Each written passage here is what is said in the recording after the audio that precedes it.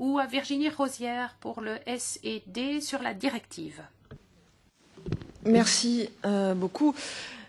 J'ai quand même une prévention par rapport à cette audition où il me semble qu'il manque quand même des parties prenantes qui sont essentielles.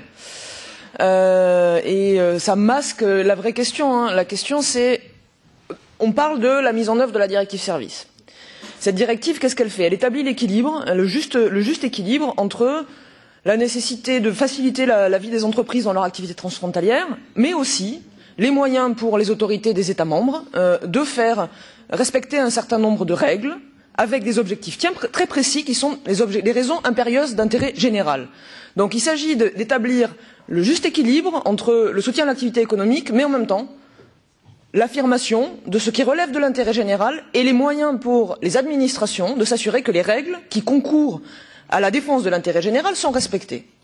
Et moi j'aurais bien aimé entendre justement les administrations, les États membres qui sont alors Anna-Maria tu les mets en cause, c'est souvent à raison, mais ils ont aussi un rôle à jouer dans cette affaire, et c'est d'eux dont il s'agit. Il s'agit des moyens qui sont mis en œuvre pour faire respecter les règles qui permettent de maintenir l'intérêt général. Donc comment ça se passe? Quel est leur angle de vue? Parce que on critique et puis j'aimerais aussi, moi mes questions s'adressent plus à la Commission, parce qu'on a demandé dans la suite de la directive service la mise en œuvre d'un certain nombre de systèmes, je pense en particulier au guichet unique pour les formalités de la directive service. Certains États membres ne l'ont pas fait, d'autres l'ont fait.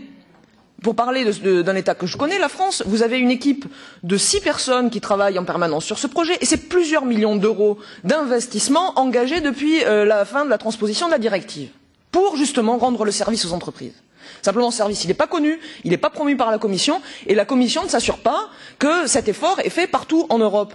C'est pourtant une obligation qui pèse sur les États membres, mais c'est aussi à la Commission de s'assurer que les obligations des États membres sont correctement respectées. Et moi, je trouve ça un petit peu difficile quand même, après quelques années, de dire bon ben, vous l'avez fait, vous l'avez pas fait, mais c'est pas grave, on va tout jeter à la poubelle. Alors, bravo pour ce qui est aussi de la performance de la dépense publique, hein, et je pense que nos concitoyens ont aussi un peu des questions à se poser de ce point de vue-là, et on va mettre en place un nouveau système. Et tout va mieux marcher.